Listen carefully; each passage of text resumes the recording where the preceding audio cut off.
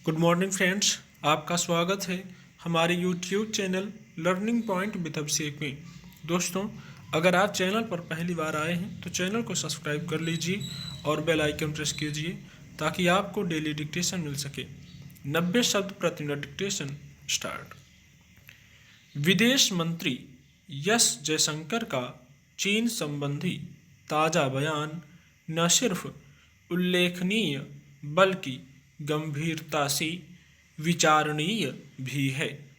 चीनी अध्ययन पर केंद्रित एक ऑनलाइन सम्मेलन में भाग लेते हुए भारतीय विदेश मंत्री ने एक तरह से अपनी पीड़ा का ही इजहार किया कि चीन ने लद्दाख सीमा पर जो किया और अब वह जिस तरह से सीमा पर सैनिकों का जमावड़ा कर रहा है उससे उसकी मंशा साफ नहीं लगती। वाकई चीन की आक्रामकता की साफ वजह पता न होने से भारतीय पक्ष की उलझन का ऊंचा स्तर बना हुआ है। चीन ने कभी भी साफगोई का परिचय नहीं दिया है। वह चीज़ों को उलझाए रखने में ही अपना हित देख रहा है। ऐसे में भारतीय राजनय के सामने बड़ी चुनौती है।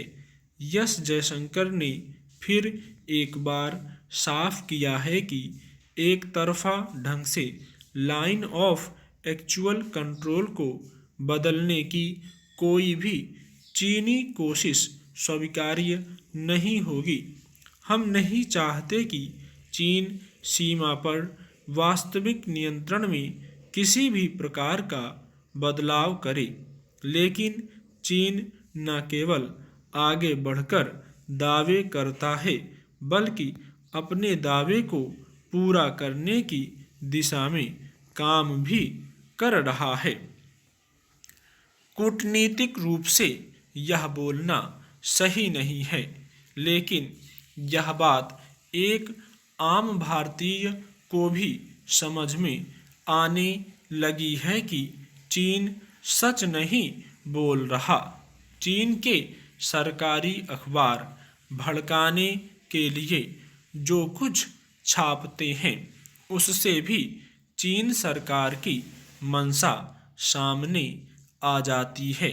चीन की साजिश है कि वह गलती करे लेकिन उसका अपराध दर्ज ना हो। क्या ऐसा हो सकता है? क्या चीन दुनिया के तमाम देशों को भोला समझ रहा है? अभी तो दुनिया को चीन से कोरोना का हिसाब भी लेना है। ऐसे नाजुक समय में भी चीन के इरादे समझ से परे हैं। भारत के विरोध में पाकिस्तान को आगे रखते हुए उसकी अंतर्राष्ट्रीय साजिशों से दुनिया वाकिफ है। इसके बावजूद वह खुद को भारत का जिम्मेदार पड़ोसी कैसे मान सकता है? भारतीय विदेश मंत्री का इशारा बिल्कुल सही है कि भारत चीन संबंध आज चौराहे पर हैं। जो होगा उसका पूरी दुनिया पर गहरा असर होगा। पूर्वी लद्दाख में चीनी कार्रवाई ने सीमा पर न सिर्फ सैनिकों के स्तर को कम रखने संबंधी प्रतिबद्धताओं की अवहेलना की है, बल्कि शांति भंग करने की इच्छा भी दर्शाई है।